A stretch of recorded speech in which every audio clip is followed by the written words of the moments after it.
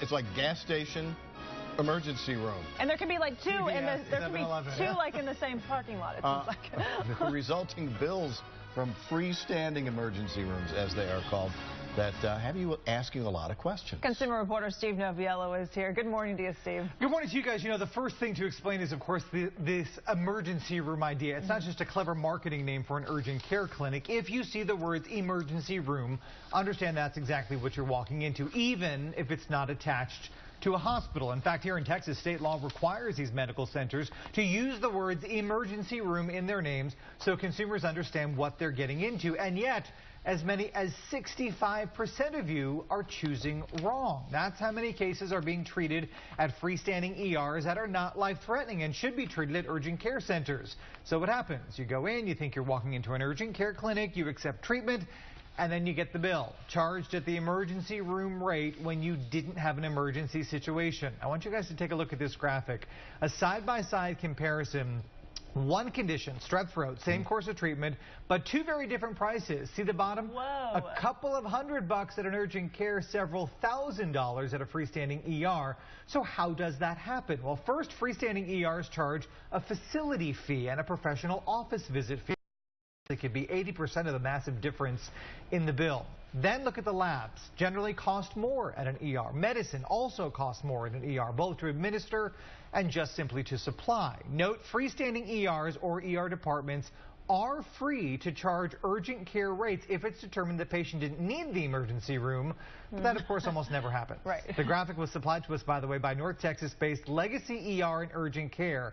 Now, they've got a new model. They've got a hybrid in the market that says they house both kinds of medical centers in one office. They say it completely removes the guesswork from the equation because patients can show up to one place and the doctors will direct their care as urgent or emergency based on their evaluation. So you'd walk in, for example, with that strep throat and be greeted and say, what's the problem? Well, I got a sore throat. Go that way. Right. You're going to get this level of care, and it's going to cost a lot less. Right. You walk in and say, well, part of my arm has been severed.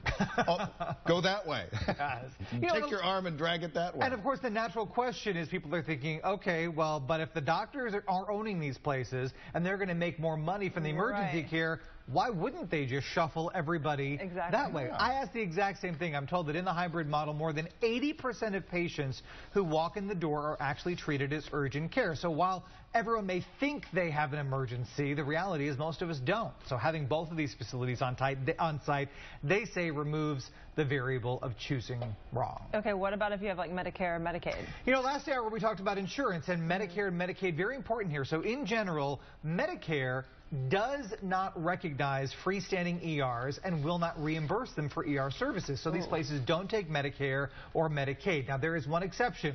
A freestanding emergency room, which is actually a satellite of a hospital. So some of these things you'll see, you know, Baylor may have one of these or Presby may have one of these. That isn't just an independent freestanding ER. Those are recognized and therefore eligible for reimbursement.